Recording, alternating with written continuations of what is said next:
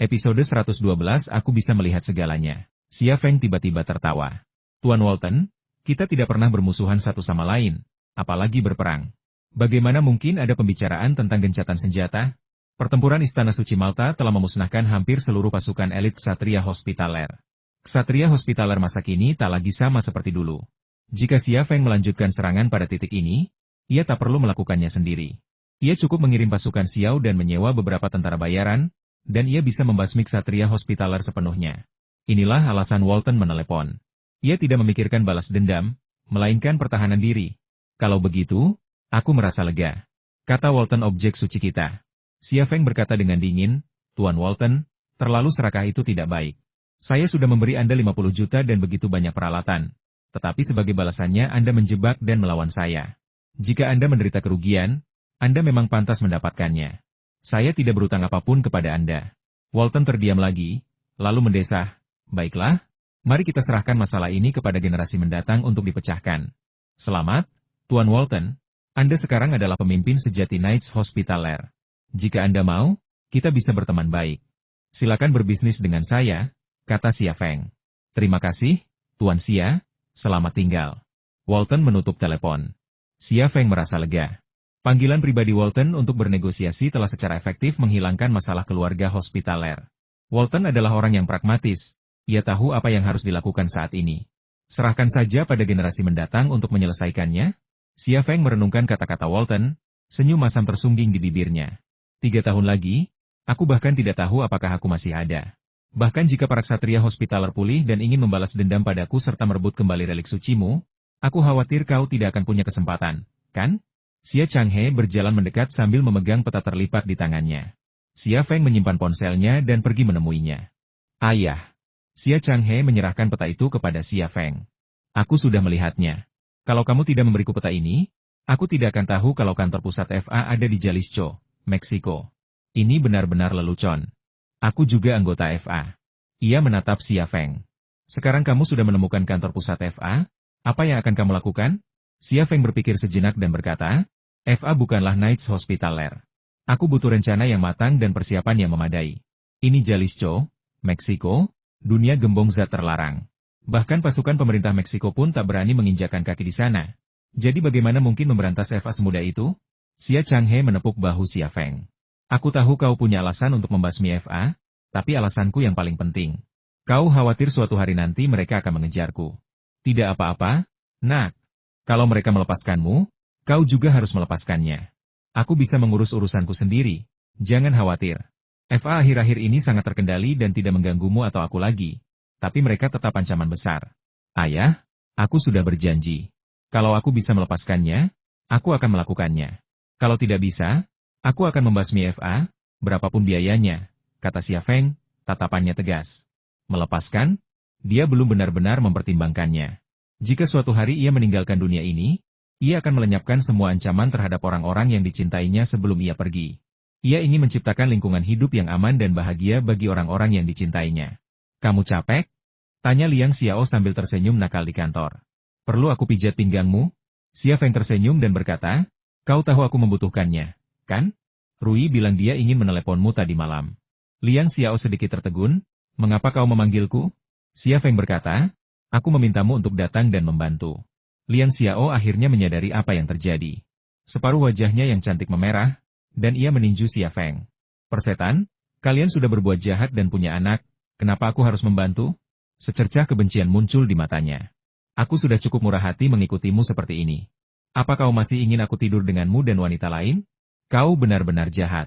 Kenapa aku jatuh cinta padamu sejak awal? Xia Feng mengulurkan tangan dan menariknya ke dalam pelukannya. Menggodanya, bukankah wanita memang menyukai pria jahat? Lagi pula, situasiku istimewa. Dia benar-benar ingin meneleponmu untuk meminta bantuan. Aku tidak berbohong, atau aku terlalu malu untuk menghentikannya. Liang Xiao. Saya terus berbicara kepadanya tentang hal-hal buruk itu hingga gelap. Tangan Xia Feng diam-diam merogoh rok seragam kakak perempuannya. Stocking ini merek apa? Bagus sekali. Telinga Liang Xiao memerah. Ia ingin sekali mencubit tangan pria itu, tetapi tak sanggup. Ya, Xia Feng memang tampak sangat jujur sebelumnya. Bahkan malu-malu dalam hal itu. Namun kini, Xia Feng telah menjadi pria ulung, tak hanya pandai meraih wanita, tetapi juga dikaruniai semangat juang yang tidak sopan.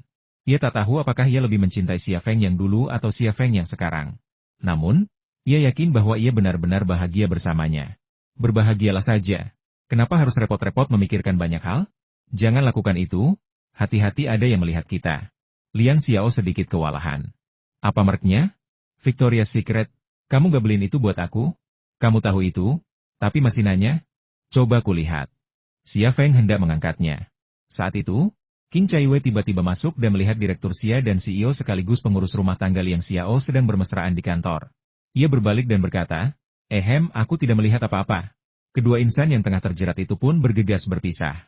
Xia Feng duduk tegak dan berpura-pura melihat sebuah dokumen. Liang Xiao buru-buru merapikan roknya yang berantakan, dan baru berkata setelah diperbaiki sekretaris King, ada apa? Qin Chaiwei kemudian berbalik dan berkata dengan serius, Direktur Xia, Anina, dan Sylvia meminta saya untuk mengundang Anda. Mereka memiliki masalah yang tidak dapat mereka selesaikan, dan mereka membutuhkan bantuan Anda. Oh, begitu. Aku akan segera ke sana. Xia Feng berdiri dan pergi. Qin Chaiwei awalnya ingin pergi bersama Xia Feng, tetapi setelah melirik ekspresi Liang Xiao yang tidak bersahabat, dia langsung mengurungkan niatnya dan berkata dengan patuh, Bos Liang, adakah yang bisa saya bantu? Tentu saja, siapkan rancangan rencana rapat untukku, kata Liang Xiao. Ya, baiklah. Qin Chaiwei benar-benar berperilaku baik. Liang Xiao diam-diam berkata dalam hatinya meskipun aku tidak bisa mengusir Jiang Rui, Long Bing, dan Fan Fan itu, jumlah anggota keluarga kita terbatas. Jika ada pendatang baru yang ingin masuk, tidak mungkin. Pintu keluarga Xia hanya akan dibuka olehku. Setelah meninggalkan gedung kantor, Xia Feng menyelipkan jari di antara lubang hidungnya dan mengendus pelan. Ia tak bisa menahan senyum, Victoria's Secret, dan Malias Desire. Xiao, kau bilang aku jadi jahat. Tapi bukankah begitu? Tapi, aku suka. Seorang pria mengenakan topi baseball tiba-tiba berjalan dari samping. Xia Feng meliriknya dan berhenti. Bos, ada berita tentang orang yang Anda minta saya selidiki. Dia adalah Saimu, pakar intelijen dari tim Zodiak. Xia Feng sangat gembira, tetapi ia menahan emosinya. Di mana dia? Amerika Serikat, kata Saimu, tapi saya tidak punya banyak informasi. Saya harus pergi ke Amerika Serikat sendiri. Saya butuh dana. Berapa banyak yang kamu inginkan? $500.000 AS, kata Saimu. Aku akan memberimu $1 juta, kata Xia Feng. Tapi ingat, apapun situasinya, jangan dekat-dekat dengannya. Apapun bahaya yang dia hadapi, jangan bantu dia. Kau hanya perlu mengawasinya dan melapor kembali kepadaku. Saimu tersenyum dan berkata, tidak masalah. Silakan. Xia Feng memeluknya dan kemudian berjalan menuju bengkel tank. Pada saat yang sama, Washington, Amerika Serikat. Seorang wanita muncul di jalanan Washington. Pakaiannya kotor, wajahnya kotor, dan ada rumput liar di rambutnya. Ia tampak seperti pengungsi yang baru tiba. Namun, meskipun kotor, ia tetap menarik untuk dilihat. Itu semata-mata karena ia begitu cantik. Wajahnya tampak seperti dilukis oleh seorang seniman, dan tubuhnya sangat seksi. Bahkan menurut standar kecantikan Eropa, ia jelas berada di puncak kecantikan. Orang-orang datang dan pergi di jalan, dan banyak orang berhenti untuk melihat wanita kotor itu, dan tidak ada pilihan selain membisikkan beberapa hal. Apa yang terjadi pada wanita ini? Aneh. Dengan penampilan dan bentuk tubuhnya, dia pasti bisa mendapatkan kontrak jangka panjang dengan agensi model manapun, kan? Apakah dia menyelinap ke sini menggunakan kapal? Entahlah, mungkin itu seni jalanan. Ngomong-ngomong, aku belum pernah melihat wanita secantik itu berkeliaran di jalanan. Di tengah-tengah diskusi, wanita itu menghampiri seorang pria tua dan bertanya dalam bahasa Mandarin, Pak Tua, apakah Anda tahu cara menuju ke Langley? Orang tua itu menggelengkan kepala dan berkata dalam bahasa Inggris, maaf, saya tidak mengerti. Apakah Anda berbicara bahasa Mandarin? Wanita itu mengerjap, lalu menepuk kepalanya dan tiba-tiba terkikik. Saya mengerti maksud Anda, Pak Tua. Saya bertanya bagaimana cara menuju Langley. Bisakah Anda memberitahu saya? Itu tidak sopan. Kamu seharusnya memanggilku Tuan. Bagaimana kalau aku memanggilmu kakek? Apakah ada yang salah denganmu? Orang tua itu menunjuk ke otaknya sendiri. Mata gadis itu langsung berubah dingin. Saat itu, seorang pemuda kulit hitam dan seorang pemuda kulit putih datang. Hei, orang tua, keluar dari sini, kata pemuda kulit hitam itu dengan galak. Orang tua itu mengikutinya dan pergi. Pemuda kulit putih itu tersenyum dan berkata kepada wanita itu, Nona, apakah Anda akan pergi ke Langley? Kami bisa mengantar Anda ke sana. Gadis itu tersenyum dan berkata, ya, aku mau ke Langley. Terima kasih, kakak-kakak. Kalian baik sekali. Pemuda kulit hitam dan pemuda kulit putih saling berpandangan, dan keduanya memperlihatkan senyum yang memikat di wajah mereka. Pemuda kulit hitam itu berkata, "Kalau begitu ikutlah dengan kami. Aku akan mengantarmu ke sana." "Baiklah. Terima kasih, kakak." Gadis itu tampak sangat senang. Pemuda kulit hitam dan pemuda kulit putih membawa wanita itu ke dalam sedan Ford tua. "Ah!" desah seseorang di jalan. Ternyata ini adalah seorang wanita dengan pikiran kacau yang baru saja jatuh ke dalam perangkap. Si negro dan bajingan itu lolos begitu saja, kata seorang pria parubaya dengan marah. Ia tampak kesal karena tidak memanfaatkan kesempatan untuk membantu wanita yang memiliki masalah mental itu. Di tengah-tengah diskusi, sedan Ford itu telah melaju menuju daerah kumuh dan menghilang dalam sekejap mata. "Nona, siapa nama Anda?" tanya pemuda kulit hitam itu ragu-ragu di dalam mobil, tetapi matanya terus mengamati area dada dan paha wanita itu yang montok. Pemuda kulit hitam yang mengendarai mobil itu sudah seperti ini, dan pemuda kulit putih yang duduk di sebelah wanita itu bahkan lebih tidak bermoral dan meletakkan tangannya di paha wanita itu. Wanita itu langsung mengerutkan kening. "Katakan padaku, siapa namamu? Dari mana asalmu?" Tangan pemuda kulit putih itu tampak sangat tidak jujur. Wanita itu tiba-tiba meraih tangan pemuda kulit putih itu dan berkata, "Kenapa kau menyentuh kakiku saat kau bertanya? Kakiku bukan untuk disentuh orang lain. Siapa yang kau biarkan menyentuhmu?" Pemuda kulit putih itu tertawa. Ia menganggap wanita ini tak hanya cantik dan seksi, tapi juga menarik. "Paman Sia, aku hanya membiarkan Paman Sia menyentuhku." Wanita itu berkata dengan serius, "Aku melakukan kesalahan, dan Paman Sia memintaku untuk datang ke Langli dan menunggunya. Aku tahu dia pasti akan memaafkanku." "Apa salahmu? Paman Sia Mu kejam sekali," kata pemuda berkulit putih itu. "Saya lapar dan ingin makan sesuatu," kata wanita itu. "Beginikah caraku menghukummu karena lapar? Paman Sia Mu jahat sekali. Aku orang baik, bagaimana kalau ku beri kau pisang?" Pemuda berkulit putih itu membuka resleting celananya dan tak kuasa menahan tawa lagi. Wanita itu menatap pemuda kulit putih itu dan bertanya, "Apakah kamu benar-benar akan memberiku makan?" "Tentu saja, aku akan memberikannya padamu, makanlah." Pemuda kulit putih itu tak sabar untuk menjambar rambut wanita itu dan mencoba menekan kepalanya ke bawah. Wanita itu tiba-tiba mengulurkan tangan dan mencengkeram pergelangan tangan pemuda kulit putih itu, lalu menariknya kuat-kuat, dan salah satu lengan pemuda kulit putih itu tiba-tiba terlepas dari lengannya. "Ah!" teriak pemuda berkulit putih itu, tetapi teriakannya tak lebih dari 2 detik sebelum wajahnya memucat. Tubuhnya terkulai di sofa belakang, tak bergerak sedikit pun. Kau! Pemuda kulit hitam itu buru-buru menginjak rem dan meraih pintu mobil. Ia ingin kabur, tetapi sebelum sempat membuka pintu, kepalanya tertunduk. Seandainya ia bisa melihat otaknya, ia pasti akan ngeri mendapati otaknya menyusut dan membusuk secepat api membakar plastik. Semenit kemudian, wanita itu menarik napas dalam-dalam dan senyum muncul di wajahnya. "Sangat nyaman dan hangat, tapi aku masih lapar." Ia menyentuh perut bagian bawahnya dan mendesah lagi. "Paman Sia, aku tahu Paman tidak suka aku makan, tapi aku lapar. Paman memintaku datang ke Langli untuk menunggumu. Kapan Paman akan datang menemuiku? Aku sangat merindukanmu. Aku janji, aku tidak akan makan sembarangan. Aku hanya akan memakan orang yang ingin menipuku. Oke? Baiklah. Aku anggap ini sebagai janji Paman. Ayo kita buat janji kelingking, Hicks." Mobil itu dipenuhi bau darah dan wanita dengan wajah polos. Pemandangan itu terlihat sangat aneh. Wanita ini adalah Ju Suanyue. Ia keluar dari mobil, melihat sekeliling, lalu berjalan menuju taman bermain di pinggir jalan. Di sana, beberapa pemuda kulit hitam sedang menjual pil ilegal. Seorang pria tua meliriknya sekali lagi dan langsung merasa terintimidasi. Ju Suanyue berjalan ke arah pemuda berkulit hitam itu sambil bergumam, "Bohongi aku, bohongi aku, bohongi aku. Kalian harus bohongi aku." Beberapa menit kemudian, "Paman, saya lapar. Apakah Paman punya sesuatu untuk dimakan?" "Oh, ya. Kamu mau makan pisang besar itu? Saya ingin makan." "Hahaha, ayo aku ajak kamu makan pisang." Oke, bagaimana aku bisa ke Langli? Makan pisangnya?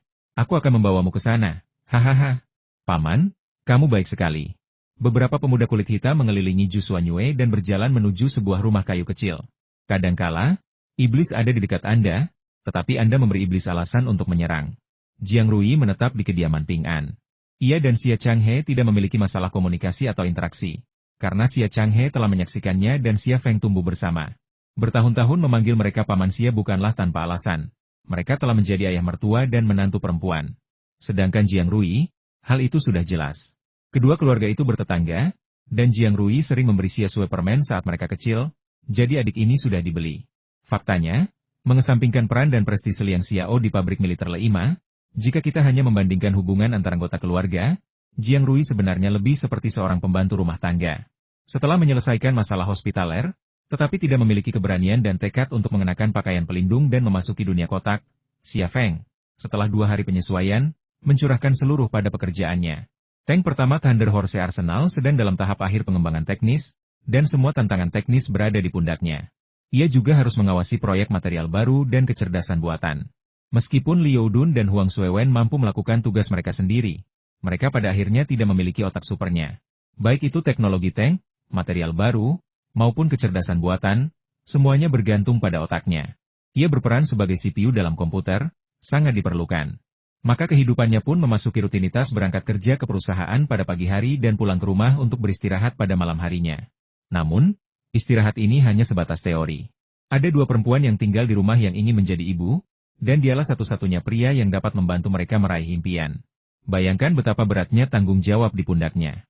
Malam harinya, kamarnya ditempati oleh Jiang Rui atau Liang Xiao. Tak ada satu malam pun yang terbuang sia-sia. Mungkin karena akhir-akhir ini ia begitu rajin dan terlalu banyak bekerja, Jiang Rui akan membuatkannya sup di rumah setiap hari. Supnya selalu mengandung bahan-bahan tonik seperti tanduk rusa, terpedo harimau, dan ginseng. Mungkin tidak masalah jika ia meminumnya sekali, tetapi ketika ia meminumnya di pagi hari, membawanya di siang hari, dan menyendoknya di malam hari, ia hampir muntah. Kehidupan seperti ini berlangsung selama seminggu, dan berakhir ketika Jiang Rui kembali ke Haizu setelah liburannya. Pada hari Jiang Rui bertemu Haizu, Xia Feng secara pribadi mengantarnya ke bandara. Aku benar-benar tidak ingin pergi, desah Jiang Rui ketika tiba di ruang tunggu bandara. Kalau begitu jangan kembali, kata Xia Feng padanya. Benarkah? Jiang Rui menatap Xia Feng dengan mata berbinar. Xia Feng tersenyum dan berkata, tentu saja benar.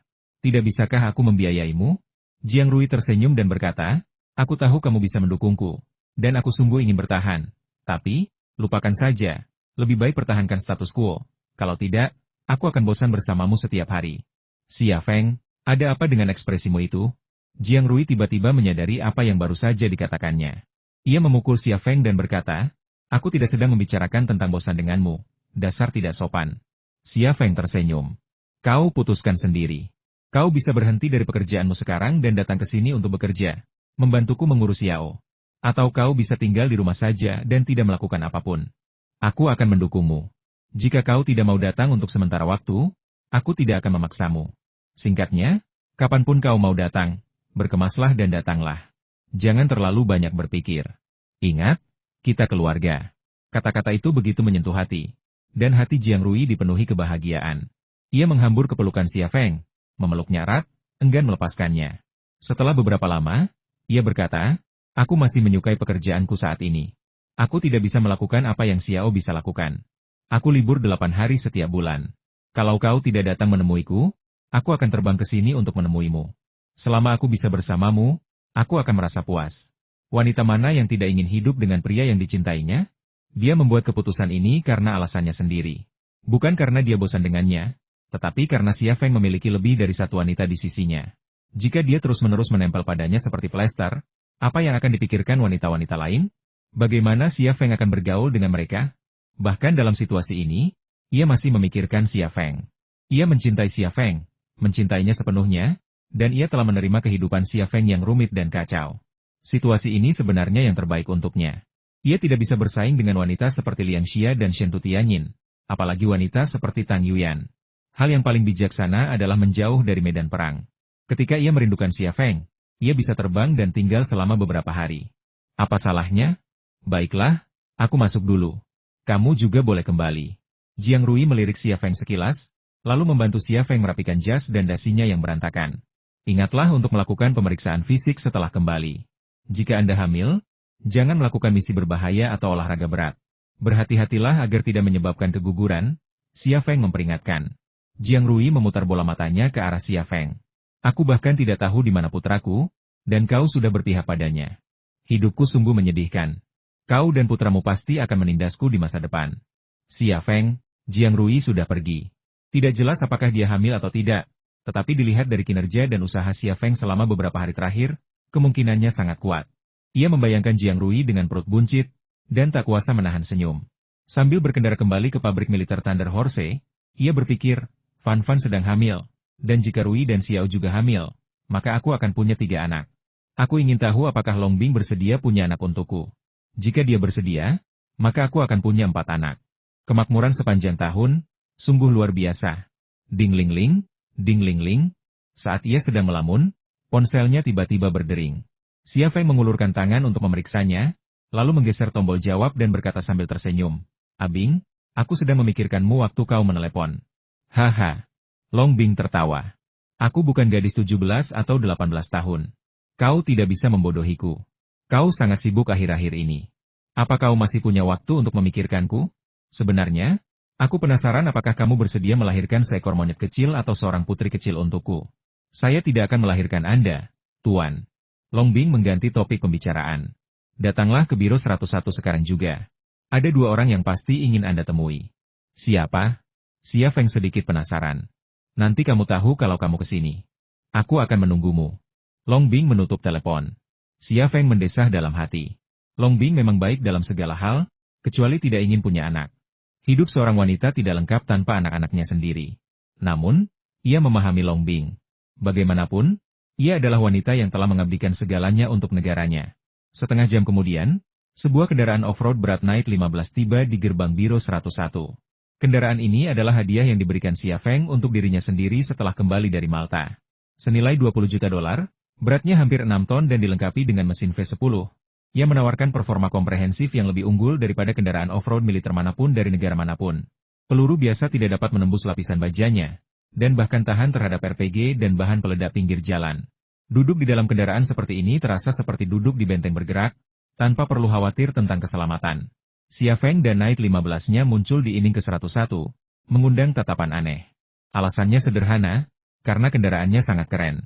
Satu-satunya yang terlihat adalah di Fast and Furious 5, di mana itu adalah kereta perang Johnson. Tang Yuyan dan Long Bing juga termasuk di antara para penonton. Kapan orang ini membeli mobil ini? Norak sekali, kata Tang Yuyan. Ia tak pernah bisa melupakan kejadian itu, jadi ia merasa tidak puas dengan segalanya sekarang, terutama apapun yang berhubungan dengan Xia Feng. Mata Long Bing berbinar-binar saat ia menatap Night 15, yang tampak menonjol di antara kerumunan di tempat parkir. Menurutku ini hebat, sangat keren. Aku ingin punya satu. Ia sangat menyukai senjata terbaik dan kendaraan off-road terbaik. Biasanya ia paling sering mengendarai kendaraan off-road Mengshi buatan militer, tetapi dibandingkan dengan Night 15 milik Xia Feng, perbedaannya seperti perbedaan antara BYD dan Ferrari. Tang Yuyan melirik Long Bing. Kau suka? Mobil itu diperkirakan bernilai 20 juta. Berapa kali seumur hidup kau harus bekerja untuk membelinya? Jangan bermimpi. Bahkan aku pun tidak akan mau membeli mobil seperti itu. Harganya hampir semahal pesawat terbang. Hanya orang boros seperti Xia Feng yang mau membelinya. Pada saat ini, Xia Feng berjalan mendekat dan melemparkan kunci kontrol pusat ke arah Long Bing. Long Bing mengulurkan tangan dan mengambilnya. Lalu bertanya dengan heran, apa yang sedang kamu lakukan? Xia Feng tersenyum. Aku melihatmu memandangi mobilku dengan mata berbinar. Aku tahu kau hanya menyukai 2 hal senjata dan kendaraan off-road. Kalau kau menyukainya, aku akan memberikannya padamu. Hah? Long Bing menatap Xia Feng dengan takjub. Rahang Tang Yuyan hampir jatuh ke tanah.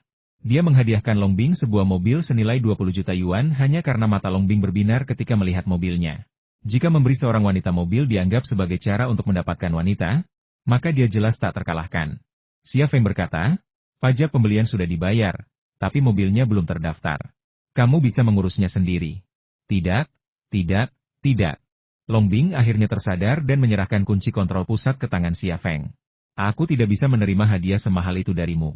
Tang Yuyan menyela dan berkata, ya, kamu memberi Ah Bing hadiah yang begitu mahal. Jika Fan Fan MU tahu tentang itu, bukankah dia akan membuat keributan denganmu? Xia Feng tersenyum dan berkata, gampang. Nanti aku telepon Fan Fan dan minta dia menemani Bing mengambil SIM. Tang Yuyan. Pada akhirnya, Long Bing tidak dapat mengembalikan kunci kendali pusat kepada Xia Feng. Dalam hatinya, ia tidak ingin menolak karena ia menyukai Night 15. Setelah beberapa dorongan dan desakan, Long Bing menghela napas dan berkata dengan canggung, kalau begitu, aku yang akan mengambilnya. Xia Feng mengangguk dan berkata, aku akan membeli satu lagi nanti dan kita bisa mengendarai mobil yang sama. Long Bing? Tang Yuyan mengangkat sudut bibirnya, nadanya masam, Bos Xia, kau sekarang seorang raja. Organisasi telah menyiapkan seorang ratu untukmu, dan kau membawa Liang Xiao ke haremu. Oh, dan Jiang Rui, aku tahu dia tinggal bersamamu selama seminggu. Lihat, kau sekarang punya 3 istri dan 6 selir. Hidupmu lebih bahagia daripada hidup seorang dewa. Xia Feng tersenyum pahit. Yuyan, kau tahu situasiku. Aku sedang sakit kepala, jadi tolong jangan sakiti aku. Tang Yuyan memutar matanya ke arah Xia Feng dan berkata, aku khawatir setiap pria menginginkan titik lemah sepertimu, kan? Xia Feng tersedak oleh kata-katanya. Aku juga sedang melihat-lihat mobil barumu dengan penuh minat. Bisakah kau memberiku satu juga? Tanya Tang Yuyan. Kepala Xia Feng mulai sakit. Ia juga menyesal telah begitu ingin menyenangkan Long Bing sehingga ia memberinya mobil tepat di depan Tang Yuyan. Tang Yuyan juga menginginkan naik 15 sekarang. Akankah ia memberinya satu? Kenapa? Kamu bisa memberi Long Bing hadiah, tapi kamu tidak bisa memberiku hadiah? Tanya Tang Yuyan. Pada saat itu, Long Bing tiba-tiba menyela dan berkata, Lei, kamu bisa tidur di rumahku malam ini. Aku akan bicara dengan Xiao. Kata-kata ini langsung membuat Tang Yuyan tercengang. Long Bing mengatakan kepadanya dengan kata-kata ini bahwa Xia Feng memberiku mobil itu karena aku tidur dengannya. Kalau kamu mau dia kasih mobil, tidurlah dengannya malam ini, kata Long Bing sambil mendekatkan diri ke telinga Tang Yuyan. Tang Yuyan, seorang wanita dari keluarga Tan jelas tidak akan tidur dengan seorang pria hanya demi seorang ksatria 15, bahkan jika pria itu adalah Xia Feng.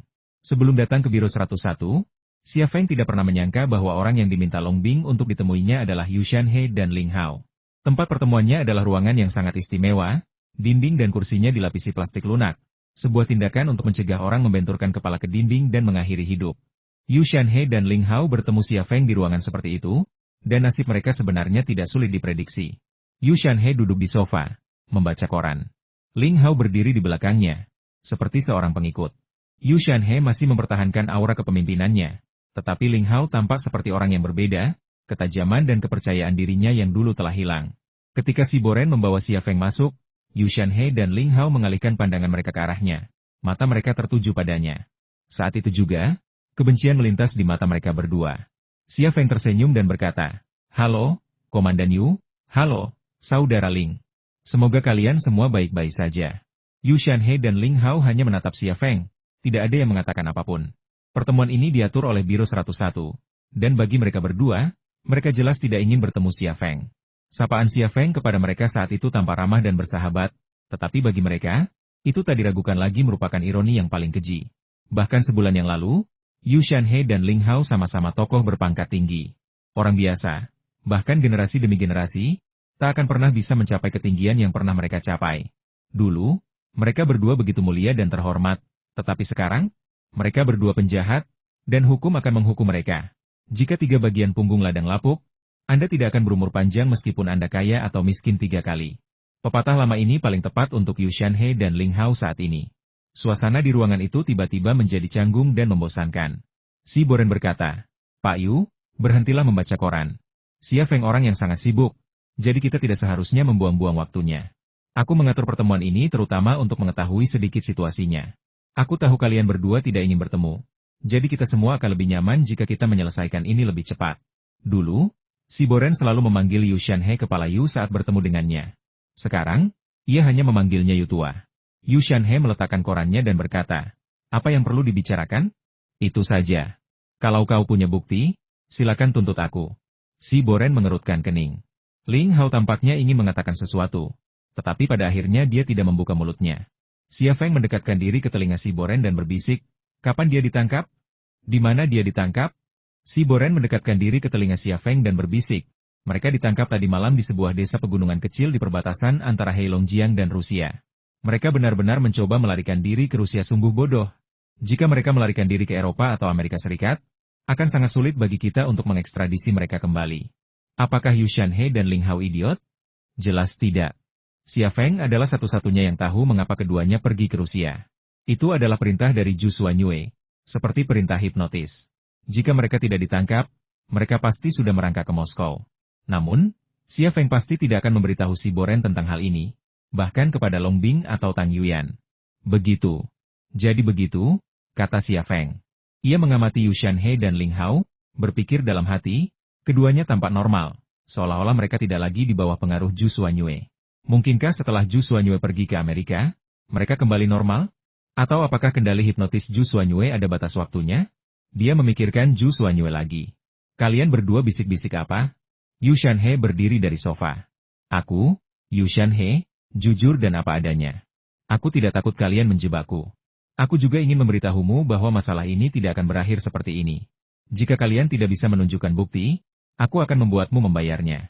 Si Boren menghela napas, Pak Tuayu, kalau aku tidak punya bukti, beraninya aku mengundangmu ke sini untuk bicara? Kau tahu persis apa yang telah kau lakukan. Sebaiknya kita tidak bertele-tele dan menjelaskan semuanya dengan jelas. Kita tidak akan saling menyusahkan. Oke? Tunjukkan padaku apa yang kau sebut bukti, kata Yu Shanhe. Anda akan melihatnya ketika saatnya tiba, kata si Boren. HMPH.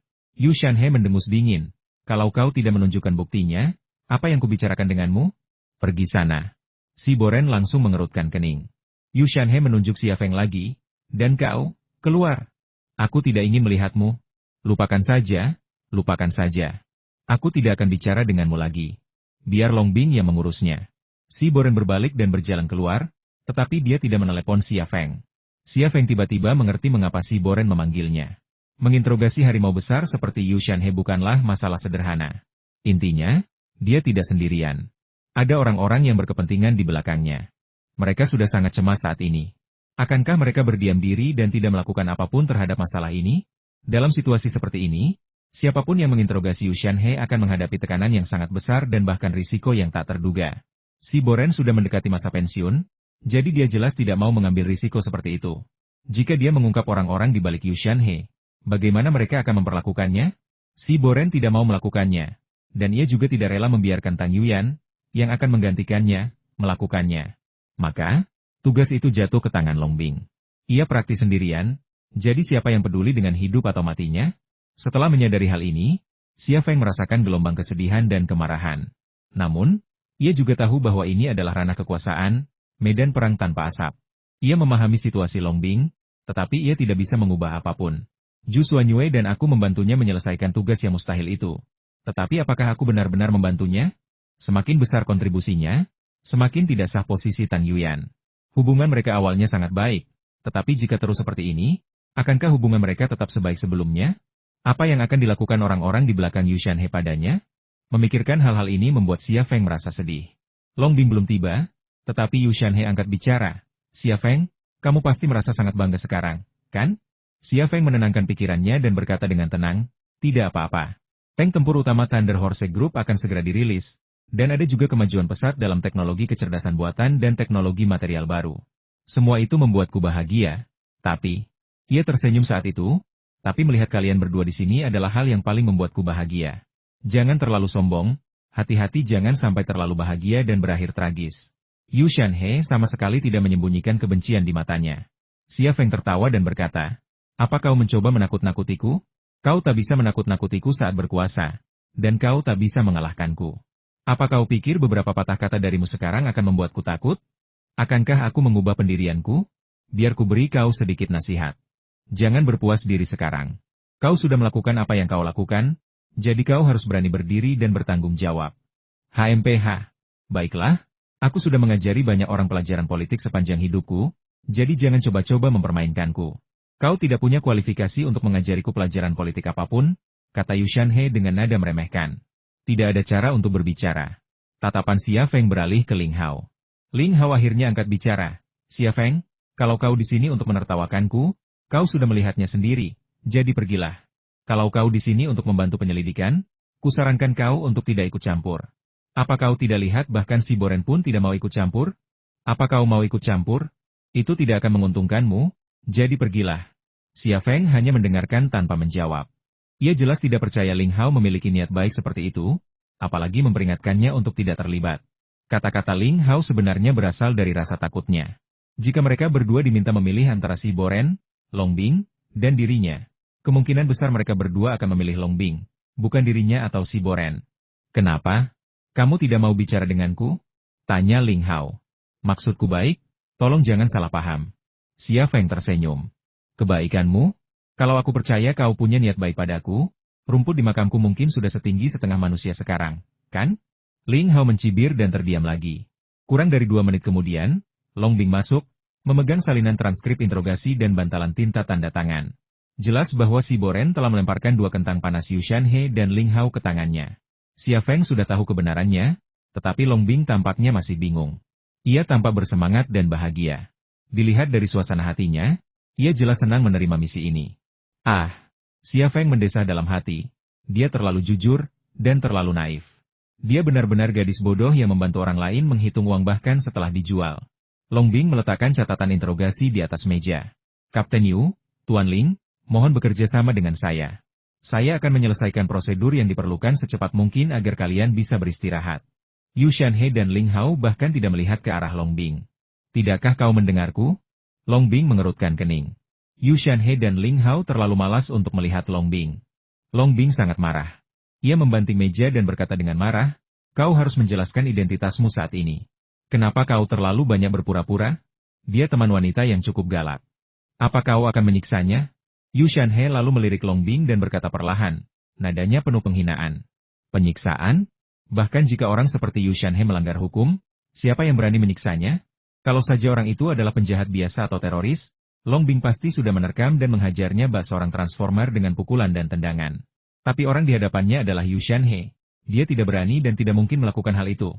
Hukum memang terkadang aneh. Jika hukumnya ketat, menusuk seseorang bahkan bisa mengakibatkan cedera fisik. Jika hukumnya lunak, hukuman mati bisa dikurangi menjadi hukuman mati percobaan, atau hukuman mati percobaan menjadi hukuman tetap. Inilah yang dihadapi Long Bing sekarang. Jika ia menyerang penjahat atau teroris biasa, tak seorang pun akan mengganggunya.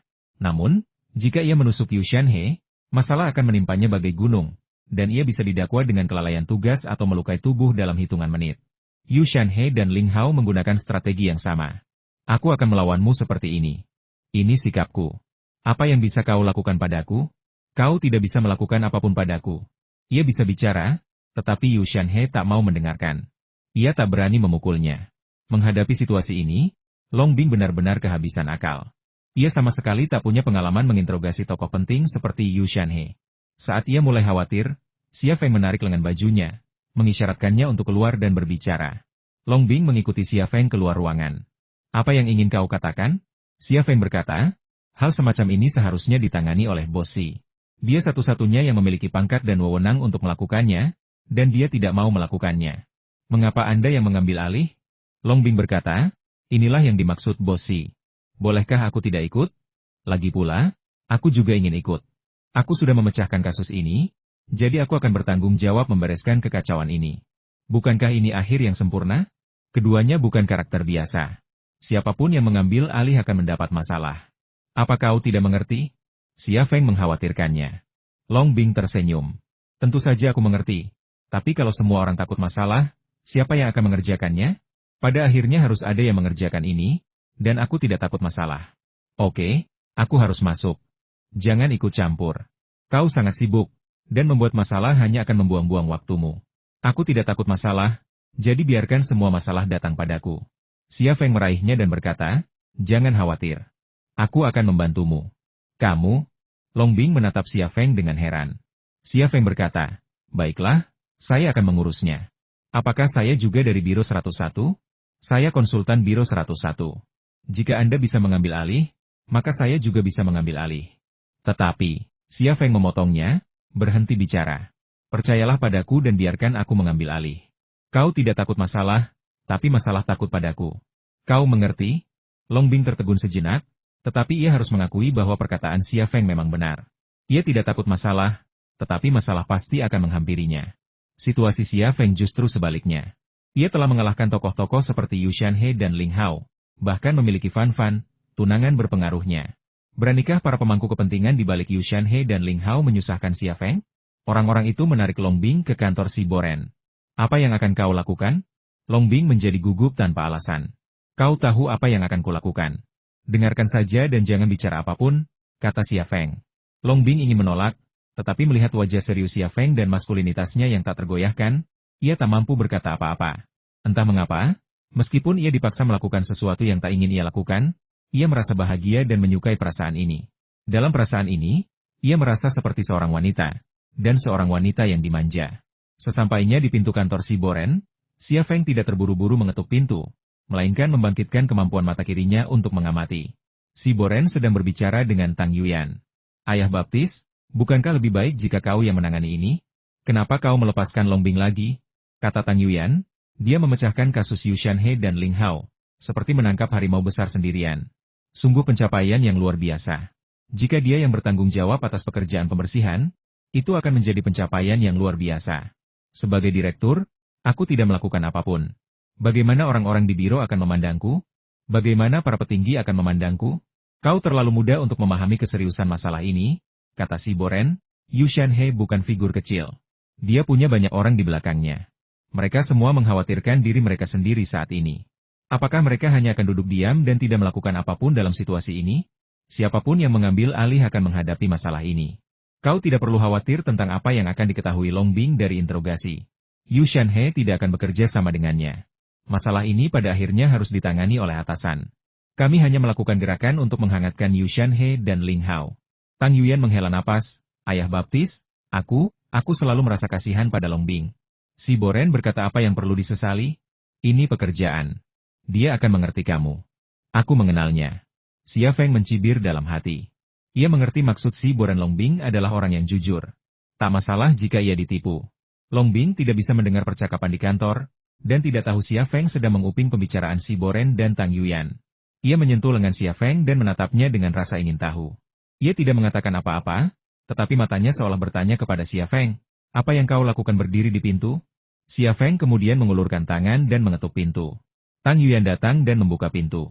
Melihat Xia Feng dan Long Bing dengan wajah muram, jantungnya berdebar kencang. Kenapa? Kalian di sini lagi? Xia Feng tidak berbicara dengannya, melainkan hanya melewatinya. Saat berhadapan dengan si Boren, ia langsung berkata, Bosi, Yu Shanhe, dan Ling Hao sama sekali tidak mau bekerja sama. Serahkan urusan ini padaku. Aku akan mengambil alih pekerjaan terakhir. Kamu? Si Boren tampak terkejut. Ya, aku akan mengurusnya, kata Xia Feng. Aku mengajukan diri dan akan memastikan penyelesaian misi ini. Tidak, tidak. Si Boren menggelengkan kepalanya berulang kali. Yu Shanhe bukan orang biasa. Kau tidak bisa menginterogasinya. Kalau kau tidak membiarkanku mencoba, bagaimana kau tahu aku tidak bisa melakukannya? Xia Feng marah. Ada apa denganmu hari ini? Kurasa aku seharusnya tidak memanggilmu ke sini. Seharusnya kau meneliti beberapa senjata saja. Itulah yang seharusnya kau lakukan. Kau mau melakukan hal seperti ini? Apa kau terlalu bosan untuk melakukan apapun? Tatapan si Boren tiba-tiba beralih ke Long Bing. Oh, begitu. Kau ingin membantu Long Bing, kan? Long Bing, katakan padaku, apa hubunganmu dengan Xia Feng? Kita. Long Bing tidak dapat mengatakannya. Bosi. Xia Feng menahan amarahnya. Dia tidak bisa bicara, jadi aku yang akan melakukannya. Aku bisa memberitahumu dengan jelas, dia wanitaku. Saat itu, hati Long Bing melunak. Ini pertama kalinya Xia Feng secara terbuka menyatakan cintanya, dan ia mengatakannya di depan si Boren dalam situasi seperti ini. Kata-kata ini bagaikan rumah baginya, rumah yang dibangun Xia Feng untuknya, tempat di mana jiwanya dapat beristirahat dan menemukan kedamaian. Itu adalah rumahnya. Saat itu, hati Tang Yuyan hancur berkeping-keping. Ia telah memeras otak untuk memenangkan hati Xia Feng, tetapi sekarang, tepat di hadapannya, Xia Feng telah memberikan hatinya kepada Long Bing. Kata-kata Xia Feng telah membuatnya terluka tak kurang dari 100.000 kali. Kata-kata yang sama membuat mata Long Bing basah, dan mata Tang Yuyan juga basah. Tetapi ini adalah dua jenis kelembapan yang sangat berbeda, karena air mata Long Bing mengandung gula, sedangkan air mata Tang Yuyan mengandung garam. Kau si Boren menunjuk Xia Feng dan memelototi Long Bing, terdiam karena marah. Baginya, kata-kata Xia Feng merupakan tantangan baginya. Xia Feng berkata dengan tenang, Bosi, aku sudah lama menyimpan sesuatu di hatiku, dan aku tidak bisa mengeluarkannya dari mulutku sampai aku mengeluarkannya. Kamu bilang, Long Bing adalah kekasihku. Aku ingin dia hidup bahagia. Hanya ini keinginanku. Kuharap kau bisa membantuku mewujudkannya. Si Boren tidak mengatakan apa-apa. Xia Feng melanjutkan, aku ingin membantunya menyelesaikan misi ini. Izinkan aku mengambil alih. Aku tidak ingin dia mendapat masalah, dan aku tidak takut masalah. Sekarang kau sudah begitu cakap, kau bisa berbuat sesukamu? Long Bing adalah wanitamu. Jika kau merasa diperlakukan tidak adil di sini, kau bisa membawanya pergi. Emosi si Boren sedikit tak terkendali. Xia Feng berkata, saya sudah berusaha membujuknya, tetapi dia tidak mau bekerja di perusahaan saya. Dia mencintai negara ini dan pekerjaannya. Saya tidak akan memaksanya melepaskan apa yang dicintainya, tetapi saya akan membantunya. Kamu romantis banget.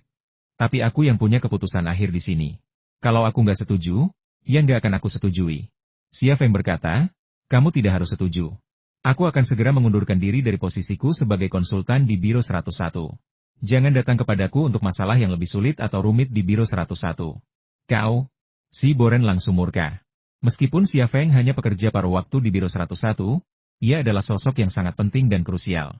Jika ia mengundurkan diri, itu akan menjadi kerugian besar bagi Biro 101 dan juga akan berdampak signifikan pada karir Tang Yuyan. Ayah baptis, setujui saja. Suara Tang Yuyan agak serak. Si Boren memelototi Tang Yuyan, lalu menunjuk Xia Feng, dasar bocah, bocah. Xia Feng tersenyum. Bosi, apa yang ingin Anda katakan? Kalau kau mau mengambil alih, kenapa kau masih berdiri di sini? Keluar dari sini, kata si Boren. Kalau begitu aku akan pergi. Terima kasih, Tuan Si, dan terima kasih, Yuyan. Xia Feng mengucapkan terima kasih sebelum meninggalkan kantor si Boren. Ia telah menahan amarahnya selama ini, dan itu adalah hal yang benar.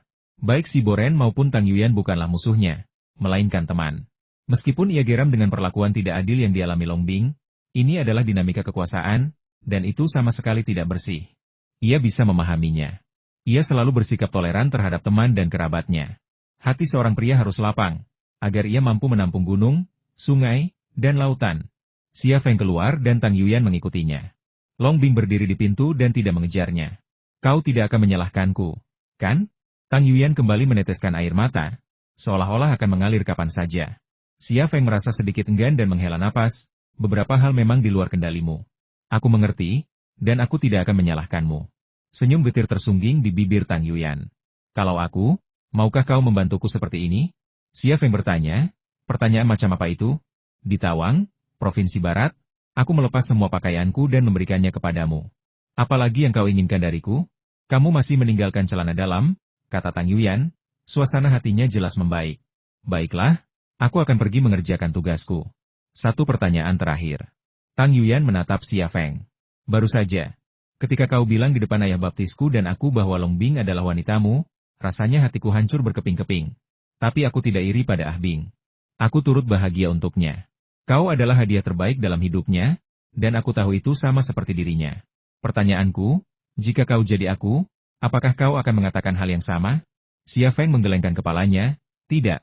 Tang Yuyan tertegun sejenak, kenapa? Karena kamu adalah wanita dari keluarga Tang, kamu tidak membutuhkannya. Xia Feng pergi. Tang Yuyan menatap kosong ke arah punggung Xia Feng. Dua air mata diam-diam mengalir dari sudut matanya. Longbing menghampiri dan menepuk bahu Tang Yuyan. Dia tidak bisa memberimu apa yang kau inginkan. Dan kau tidak menginginkan apa yang bisa dia berikan padamu. Kau akan bahagia hanya ketika kau tahu apa yang sebenarnya kau inginkan. Tang Yuyan tiba-tiba menarik Longbing di depannya, lalu membenamkan kepalanya di bahu Longbing. Xia Feng kembali ke kamar, memegang kotak kardus di tangannya. Tatapan Yu Shanhe dan Ling Hao beralih ke Xia Feng, dan keduanya mengerutkan kening. Bagi mereka, Xia Feng seperti lalat yang mengganggu dan tak bisa diusir. Xia Feng duduk di kursi di depan meja dan berkata langsung ke intinya, aku punya kabar baik untuk kalian berdua. Aku di sini untuk menginterogasi kalian. Kamu? Ling Hao mencibir, apakah kamu memenuhi syarat? Yu Shanhe kembali mengambil koran di meja kopi. Ia tidak berniat membaca isinya, tapi inilah bahasa tubuhnya, pergilah ke tempat yang keren. Xia Feng berkata dengan tenang, sepertinya kau tidak mau bekerja sama. Pergi, kata Ling Hao. Xia Feng tersenyum, alih-alih marah. Aku mengerti kau tidak ingin bertemu denganku. Tapi aku ingin bilang, kalau aku pergi dari sini, aku akan mengurus keluargamu. Aku tidak takut masalah, dan aku sama sekali tidak peduli dengan orang-orang di belakangmu. Aku akan membunuh siapapun yang menyusahkanku. Aku bisa menangani kalian berdua, tapi tidak bisakah aku menangani mereka?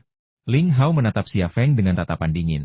Yu Shanhe tak bisa berpura-pura lagi, dan ia mengalihkan pandangannya dari koran ke Xia Feng. Selain kebencian, ada juga sedikit kekhawatiran di matanya. Bagus sekali, kau bersedia mendengarkanku.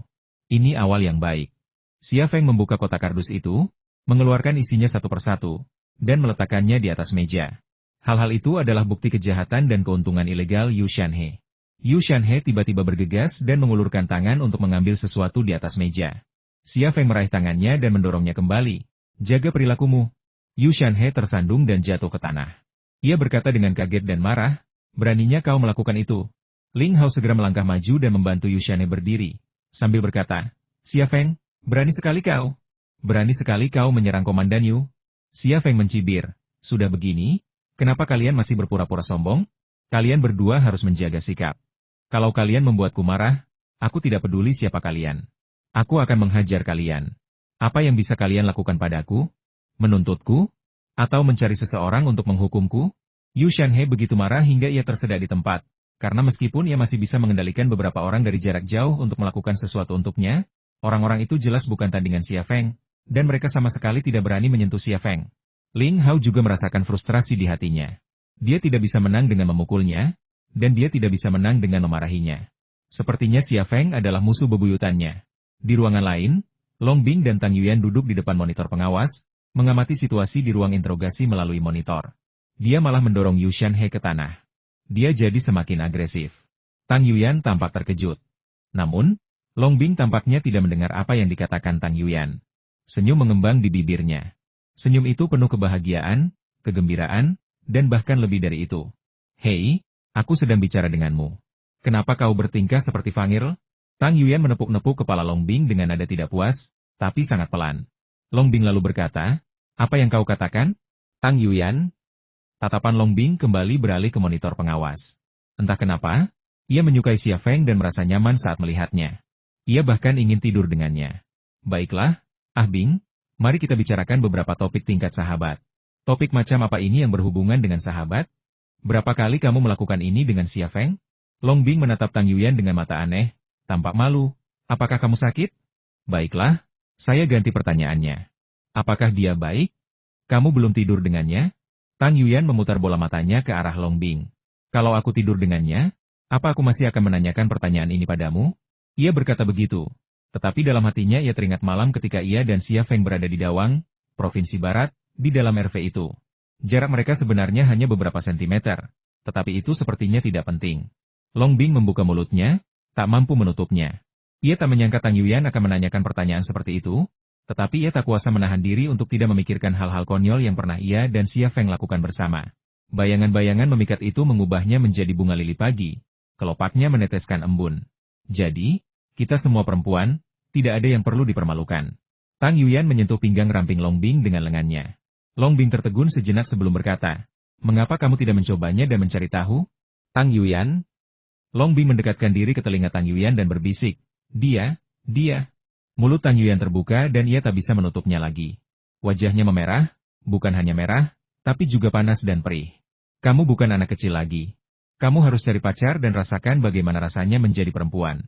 Setelah mengatakan hal-hal memalukan itu, Long Bing berbicara dengan nada seperti orang yang pernah mengalaminya. HMPH. Kau berharap aku menemukan pria lain, kan? Tang Yuyan memutar matanya ke arah Long Bing. Aku terlalu malas bicara denganmu. Teruslah jadi anak baik keluarga Tang. Long Bing mengabaikan Tang Yuyan dan mengalihkan pandangannya ke monitor pengawas.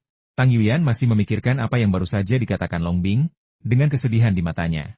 Terus menjadi gadis baik di keluarga Tang? Apakah ini benar-benar kehidupan yang diinginkannya? Dia tidak tahu.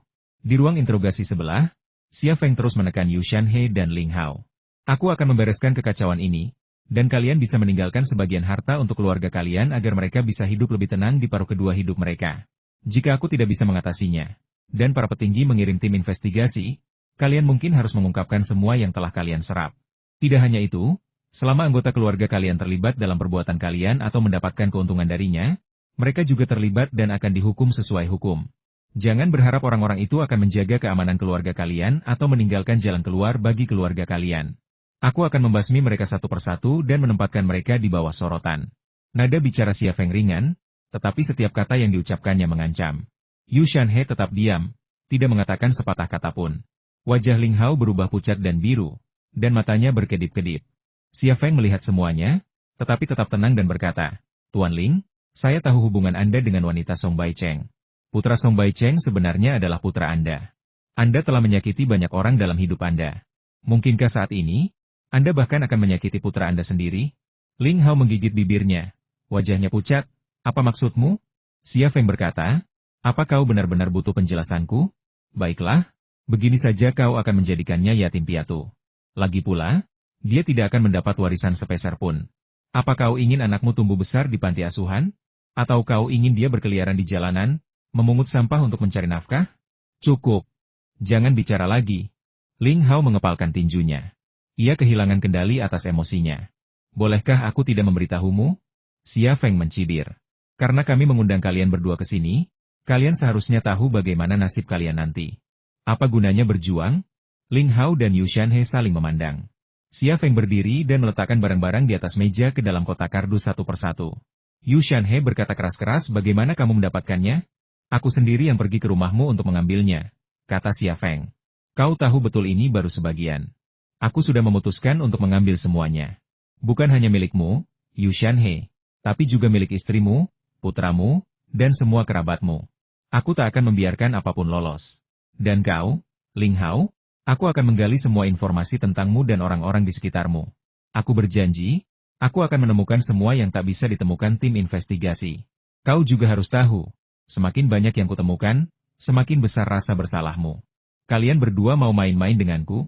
Sudah kubilang, kau tak sanggup. Semua barang dikemas dalam kotak kardus, dan Xia Feng pergi sambil membawa kotak itu dalam pelukannya. Namun saat dia sampai di pintu, Yu Shanhe akhirnya berkata, tunggu. Xia Feng berhenti dan senyum muncul di wajahnya. Apakah kau bersedia bekerja sama denganku? Yu Shanhe mengangguk pelan. Saat itu juga, ia merasa seperti petinju yang dijatuhkan lawannya di atas ring, dan wasit membunyikan bel tanda pertandingan berakhir. Dan lawan yang mengalahkannya adalah Xia Feng. Ling Hao pun menundukkan kepalanya tanpa daya. Harga dirinya, impiannya, semua yang dimilikinya, lenyap seketika. Ia tampak seperti telah menua 10 tahun. Xia Feng duduk kembali di meja dan membuka buku catatannya. Ayo kita mulai sekarang. 1 jam kemudian, Xia Feng keluar dari ruang interogasi. Ia dengan mudah menangani hal-hal yang tidak ingin diambil alih oleh Si Boren dan hal-hal yang tidak bisa ditangani oleh Long Bing. Tang Yuyan dan Long Bing sudah menunggunya di pintu. Xia Feng menyerahkan catatan interogasi kepada Long Bing dan berkata, saya tidak akan menemui Tuan Si. Berikan saja ini kepadanya. Long Bing mengangguk. Kalau begitu tunggu aku. Aku akan menyerahkan semuanya kepada Tuan Si lalu pulang. Datanglah ke rumahku dan aku akan memasak untukmu.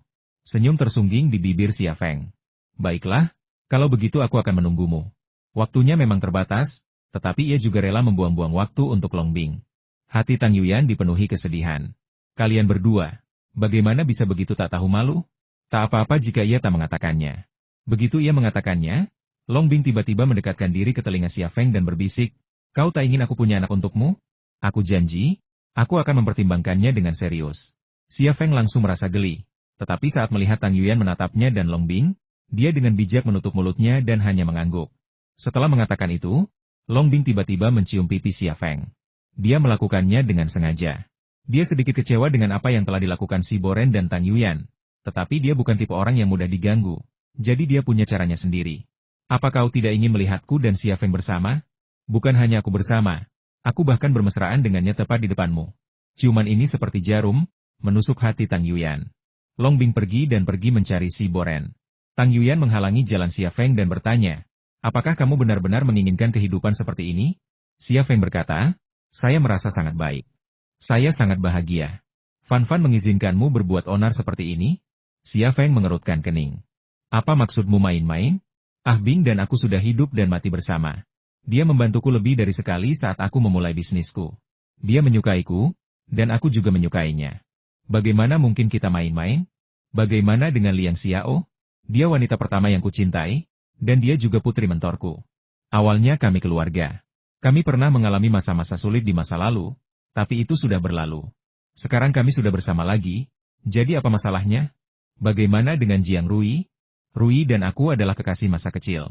Kami sudah memiliki dasar kasih sayang sejak kecil. Bukankah lebih baik bagi kita untuk bersama? Bagaimana dengan Fan Fan? Itu sudah diatur oleh organisasi, jadi jangan menolaknya. Kamu? Tang Yuyan sangat marah hingga air matanya hampir keluar. Xia Feng menghela napas, maaf, lupakan aku. Aku bukan orang baik, dan aku pasti tidak akan menjadi orang baik untuk keluarga Tang Enyu. Dia lewat. Air mata Tang Yuyan mengalir deras. Mereka bilang mereka akan pergi ke rumahnya untuk makan malam. Tetapi ketika tiba saatnya makan malam, mereka sudah berada di tepi sungai. Langit malam bertabur bintang, dan cahaya bulan yang terang benderang membawa nuansa romantis yang melekat. Air mengalir di dasar sungai, meskipun jauh dari jernih. Sebuah Night 15 berdiri dengan tenang di bawah langit malam. Garis-garisnya yang kokoh bagaikan monster baja. Memang, seorang wanita yang mencintai mobil mendapatkan Night 15 seharga 20 juta. Bukankah ia ingin mengendarainya di alam liar?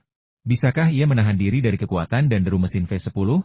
Bisakah ia menahan diri untuk tidak menunjukkan sisi liarnya kepada pria yang dicintainya? Long Bing, dia tidak akan pernah menjadi tipe wanita yang memasak untuk suaminya di rumah. Xia Feng tidak tahu berapa kali dia mendengar Long Bing memasak untuknya, tetapi hanya sekali atau 2 kali dia memasak sesuatu selain mie instan. Jadi, Dia tidak menyangka akan menikmati hidangan lezat di rumah Long Bing malam ini. Ketika Long Bing mengatakan itu padanya, dia sudah memutuskan untuk makan mie instan. Tapi kali ini, jelas tidak ada mie instan untuk dimakan. Tempat ini bagaikan hutan belantara tanpa desa di depan dan tanpa toko di belakang. Sekalipun kekayaannya mencapai ratusan miliar, ia tak mampu membeli semangkuk mie instan. Benarkah itu bernilai 20 juta? Wanita yang berbaring di pelukan Xia Feng di atas rumput memecah keheningan yang ambigu. Mengapa kamu menanyakan ini? Xia Feng menikmati ketenangan itu. Aku ingin tahu. Tang Yuyan bilang dia bernilai 20 juta, kata Long Bing. Termasuk pajak pembelian, sebenarnya 21 juta.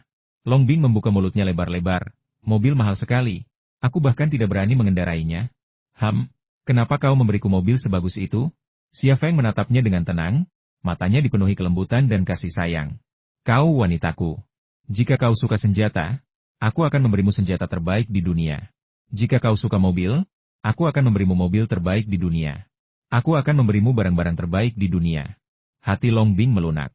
Ia bergumam, aku hanya menginginkanmu. Xia Feng tersenyum dan berkata dengan serius, ya, aku juga yang terbaik. Hehehe. Long Bing tidak dapat menahan tawa kerasnya. Xia Feng hanya menatapnya, ingin mengingat dengan kuat penampilan terindahnya di dalam hatinya. Tang Yuyan menangis hari ini. Long Bing menghela napas, aku merasa telah menyakitinya, dan aku merasa sangat bersalah. Kamu sebenarnya wanita yang berhati lembut. Meskipun Yuyan dan Tuan Si mengucilkanmu seperti itu, kamu tetap peduli padanya. Aku dan dia adalah saudara perempuan, dan aku tidak ingin semuanya berakhir seperti ini. Apakah aku benar-benar berhati lembut? Xia Feng mengulurkan tangan dan menekannya. Bukankah ini sangat lembut? Wajah cantik Long Bing tiba-tiba memerah. Di bawah sinar bulan yang terang, area dadanya berdiri kokoh dengan gaunnya yang setengah terbuka. Dan sekilas kulit seputih salju di antara garis lehernya tampak lebih putih dan lebih lembut daripada cahaya bulan. Belahan dadanya yang memikat seakan mengalir bersama anggur termanis, dan aromanya saja sudah cukup untuk memabukkan orang. Xia Feng begitu linglung hingga dia lupa menyingkirkan tangan nakalnya. Long Bing juga menatap Xia Feng. Matanya bahkan lebih bersemangat daripada Xia Feng. Tidakkah kau ingin aku melahirkan monyet kecil atau putri untukmu? Aku tidak bisa melahirkan jika kau hanya menatapku seperti ini.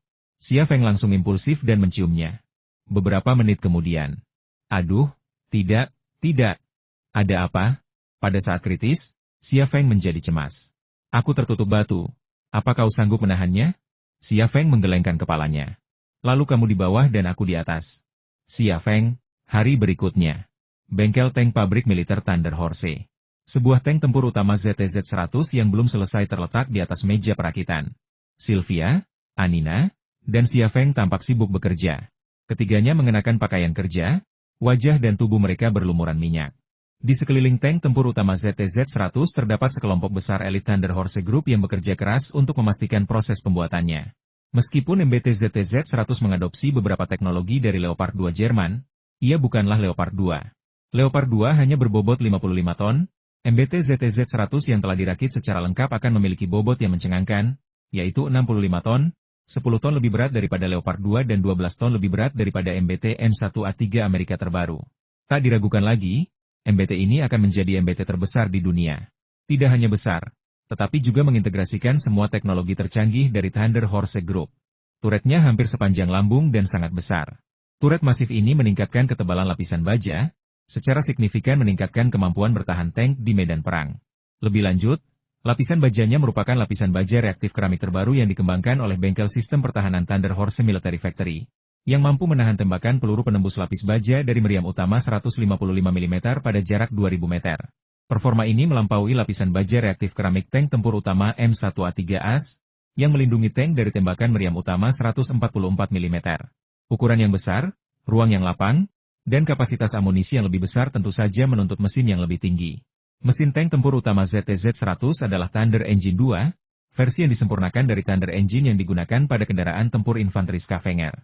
Tenaganya mencapai 2.500 tenaga kuda, sepertiga lebih besar daripada mesin 1.800 tenaga kuda milik tank tempur utama M1A3AS.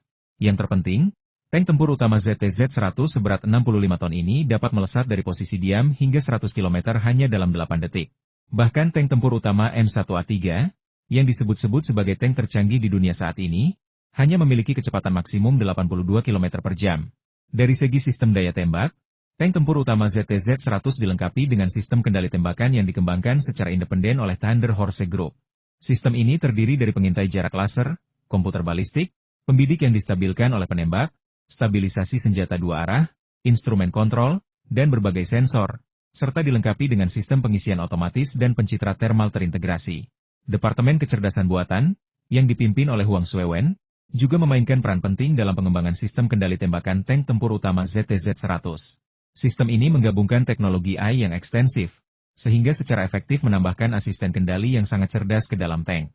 Di medan perang, sistem kendali tembakan yang terintegrasi dengan AI ini menjanjikan kekuatan tempur yang tangguh.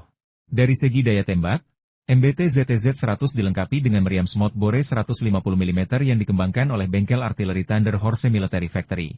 MBT ini dapat menembakkan berbagai peluru khusus, termasuk peluru penembus lapis baja yang mampu menembus lapisan baja homogen setebal 900 mm pada jarak 3.500 meter. Didukung oleh sistem artileri berpemandu laser, rudal peluncur meriam MBT ZTZ-100 bahkan dapat mengenai target lapis baja apapun dalam jarak 12 km. Tank ini juga dilengkapi 3 senapan mesin 7,62 mm dan 1 senapan mesin 12,7 mm yang dikendalikan dari jarak jauh. Konfigurasi ini mirip dengan tank tempur utama M1A3 Amerika. Tetapi perbedaannya adalah Thunder Horse dapat menjamin bahwa setiap senjata api yang diproduksinya adalah yang tercanggih di dunia. Fakta ini tidak perlu dibuktikan, karena senapan runduk XL2500 dan senapan serbu Swift adalah bukti nyatanya. Ini bukan kekuatan di atas kertas. Saat tank tempur utama ZTZ-100 lahir, tank tempur utama tercanggih di dunia bukan lagi M1A3AS, melainkan tank tempur utama ZTZ-100 milik Thunder Horse Group, yang akan mengubah keseimbangan peperangan darat di benua Asia. Lukas, setengah bulan, beri kami setengah bulan lagi dan kami akan bisa memberimu tank tercanggih di dunia, kata Anina sambil memeriksa sistem kemudi tenaga hidrolik di kokpit tank tempur utama ZTZ-100. Xia Feng tersenyum. Terima kasih atas kerja keras kalian. Setelah tank tempur utama ZTZ-100 keluar dari jalur produksi, kalian berdua harus beristirahat dengan baik. Sylvia, yang sedang memasang komponen, tersenyum dan berkata, kami benar-benar kelelahan selama periode ini. Setelah selesai, Anina dan aku ingin pergi ke Yunani untuk berlibur. Lukas, kamu mau ikut dengan kami? Apakah kamu akan pergi ke Yunani? Xia Feng sedikit terkejut dan sedikit khawatir. Ya, kami ingin pergi ke Laut Aegea dan kuil Athena. Kau tidak mau ikut dengan kami? Sylvia menatap Xia Feng dengan penuh harap. Aku tidak punya waktu untuk pergi.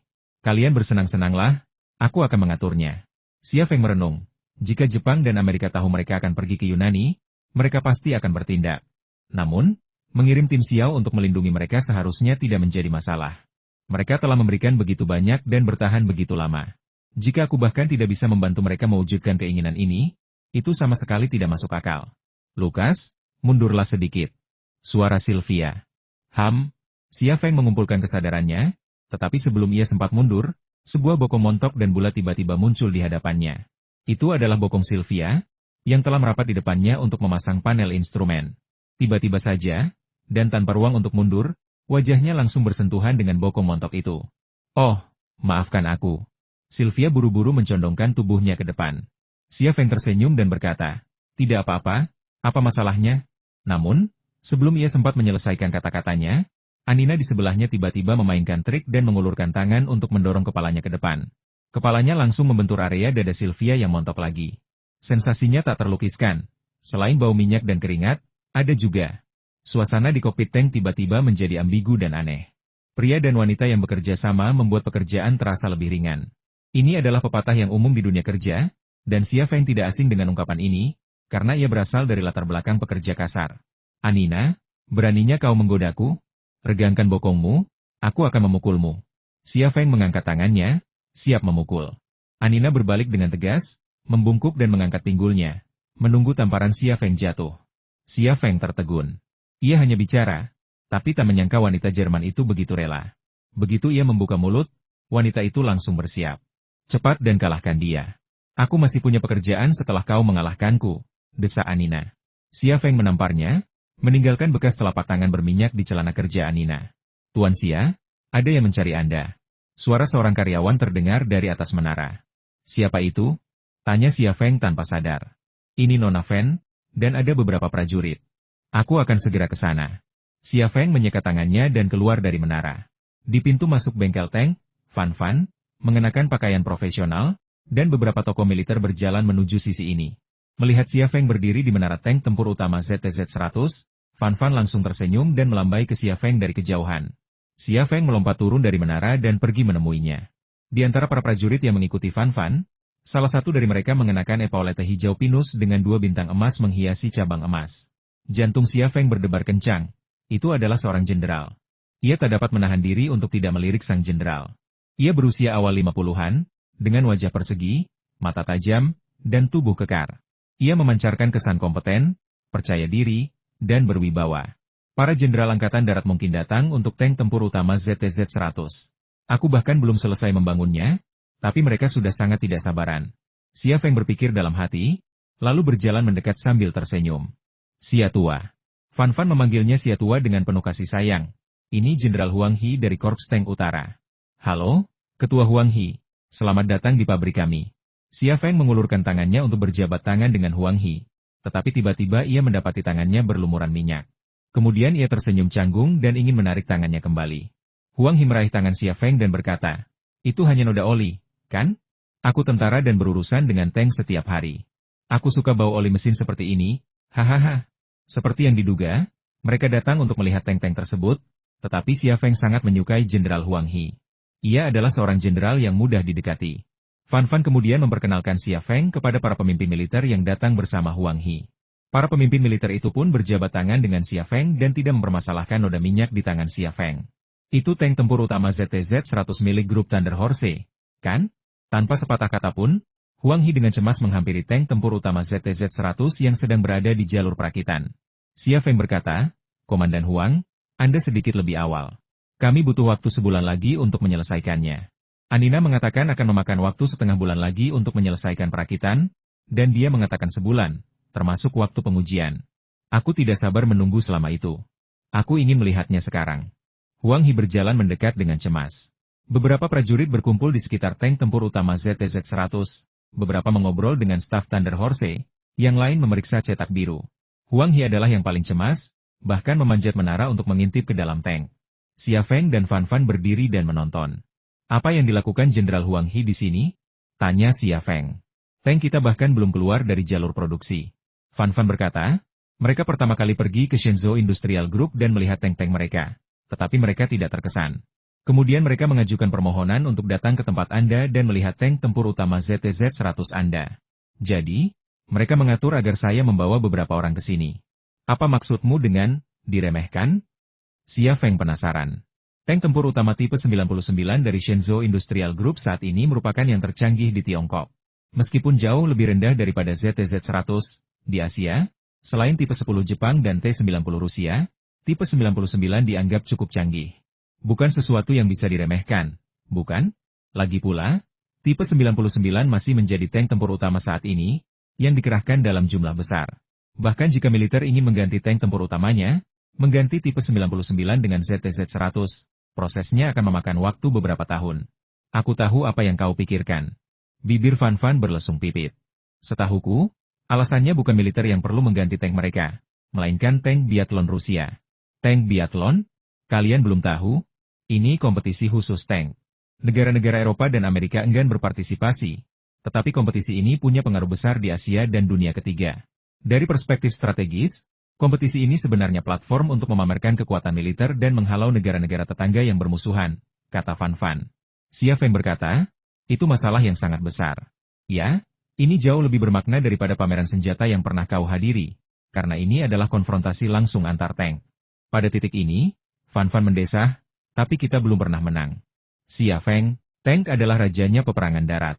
Kekuatan tank suatu negara sangat bergantung pada kemampuan peperangan daratnya. Jika kita saja tidak bisa mengalahkan tank musuh, bagaimana mungkin musuh takut pada kita? Mereka mungkin ingin datang dan melihat-lihat, lalu membawa tank tempur utama ZTZ-100 Anda untuk berpartisipasi dalam kompetisi. Kami belum pernah menang, dan bahkan India berada di atas kami.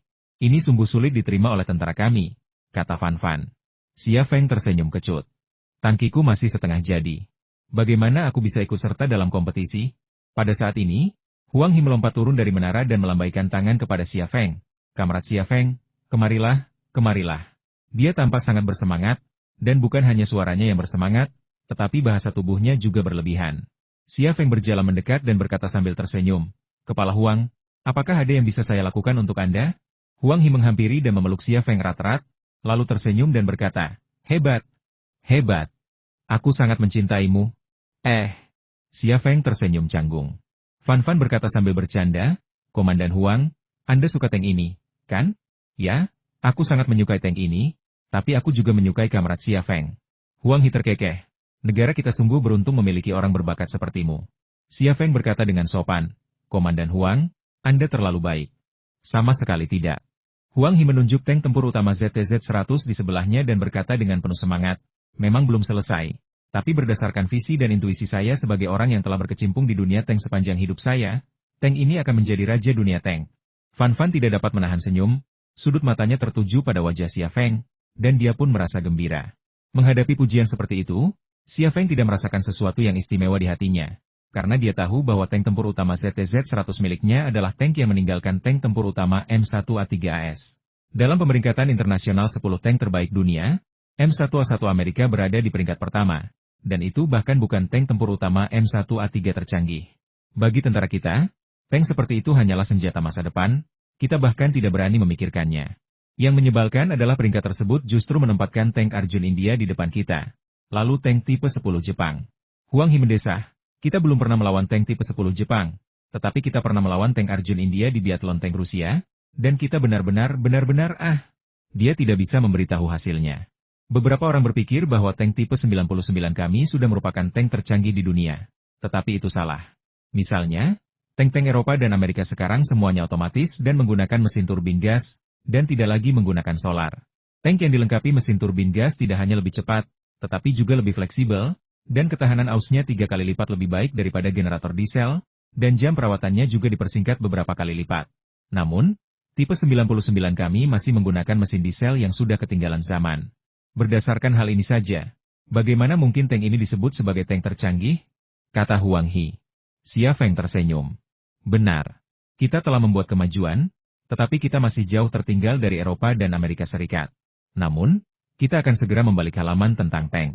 Tank tempur utama ZTZ-100 menggunakan mesin turbin gas bertenaga 2.500 tenaga kuda, yang sepertiga lebih bertenaga daripada mesin di tank tempur utama M1A3 Amerika. Tank tempur utama ZTZ-100 juga memiliki transmisi otomatis. Meskipun 12 ton lebih berat daripada tank tempur utama M1A3, tank ini lebih cepat dan lebih lincah. Ya, itu sebabnya aku tak kuasa menahan kegembiraan. Kita semua bermimpi punya tank otomatis, dan kau mewujudkannya. Huang He menepuk bahu Xia Feng.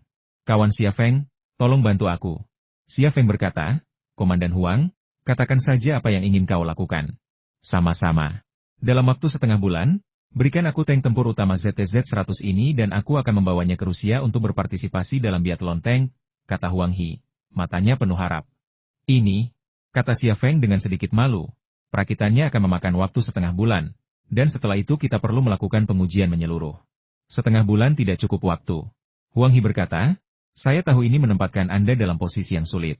Sangat berisiko memasukkan tank baru ke dalam biathlon tank, yang setara dengan pertempuran sungguhan, tanpa menjalani pengujian komprehensif.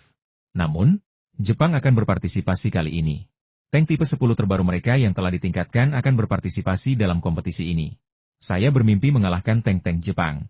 Mengapa Jepang mau berpartisipasi? Xia Feng merasa sedikit terkejut. Karena Jepang dan Rusia telah memulai negosiasi mengenai wilayah utara, ini juga merupakan isyarat niat baik. Anda tahu, Rusia sedang berada dalam situasi yang sulit sekarang. Mereka membutuhkan investasi Jepang. Saya tidak peduli dengan hal-hal ini. Yang saya pedulikan adalah tidak kalah dari Jepang, kata Huang He. Xia Feng berpikir sejenak. Oke, aku janji. Setelah perakitan selesai, aku akan segera mengirim tank tempur utama ZTZ-100 ke Rusia. Aku akan mengujinya dalam perjalanan. Kau juga akan pergi? Fan Fan menyentuh lengan Xia Feng, seolah memberi isyarat. Dia khawatir akan keselamatan Xia Feng. Mata Huang He melebar. Kamrat Fan Fan, apa maksudmu? Aku tahu Kamrat Xia Feng adalah harta nasional dan ada risiko yang terkait dengan meninggalkan negara kita. Tetapi kau benar-benar tidak menganggap serius Korps Tank Utara kita, kan? Aku telah menugaskan 1000 prajurit elit untuk melindunginya. Dan jika dia kehilangan sehelai rambut pun, kau bisa meminta pertanggungjawaban.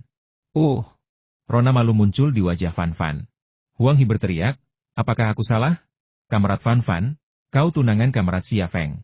Aku mengerti kekhawatiranmu padanya. Tapi bukankah jaminan Huang He ku sudah cukup? Cukup. Fan Fan melanjutkan, kalau dia mau pergi, aku tidak bisa mengendalikannya. Huang He menyeringai, benar sekali. Kamrat Xia Feng, istrimu baik sekali. Fan Fan tersenyum tipis, tetapi ia mendesah dalam hati. Ya, istri yang sebenarnya baik ada di kantor, nama belakangnya Liang. Siapa aku? Sebelumnya, ia tak pernah terpikir untuk menjadi satu-satunya wanita bagi Xia Feng.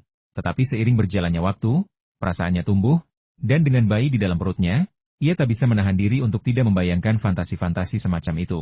Hal itu tak terelakkan, tak seorang pun ingin benar-benar berbagi pria yang dicintainya dengan wanita lain. Namun, bisakah pria seperti Xia Feng hanya memiliki satu wanita? Hal itu jelas tidak realistis. Komandan Huang, sudah diputuskan. Kita akan pergi ke Rusia setengah bulan lagi dan biarkan mereka melihat Raja Tank yang sebenarnya, kata Xia Feng. Tangan Huang He sekali lagi menjabat tangan Xia Feng. Mari kita tingkatkan prestise bangsa kita. Setengah bulan kemudian, lapangan tembak Alabino, Oblast Moskow, Rusia. Sebuah kereta perlahan memasuki peron. Kereta itu datang dari Tiongkok, dan selain gerbong penumpang, kereta itu juga membawa lebih dari selusin gerbong datar. Gerbong-gerbong ini penuh dengan tank yang dikirim dari Tiongkok. Semuanya tank tempur utama tipe 99. Namun, salah satu gerbong tertutup sepenuhnya oleh kanvas militer yang besar. Meskipun bentuk tank itu dapat dikenali, mustahil untuk mengetahui jenis tank itu. 4 prajurit TNI bersenjata lengkap berdiri di atas gerbong datar, berdiri tegak dan mengawasi situasi di stasiun dengan waspada. Beberapa kereta lain terparkir di stasiun, masing-masing syarat dengan tank. Ada tank Arjun India dan tank tipe 10 Jepang. Ada juga tentara dan tank dari Mongolia, Kazakhstan, Belarus, dan negara-negara lain. Stasiun itu telah menjadi pangkalan tank untuk Perserikatan Bangsa-Bangsa. Kita sudah sampai, Kamrat Xia Feng, ayo turun dari mobil, kata Huang He kepada Xia Feng. Ia sangat sopan kepada Xia Feng. Baiklah, ayo turun dari mobil. Xia Feng berdiri dan mengikuti Huang He. Sekelompok besar pasukan khusus dari Korps Tank mengikutinya dari dekat.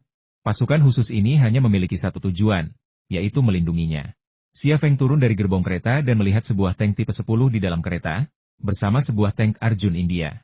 Kedua tank ini memiliki peringkat yang lebih tinggi daripada tipe 99 dalam pemeringkatan internasional, dan media India maupun Jepang jarang membesar-besarkan peringkat tersebut, terkadang dengan komentar-komentar sarkastis.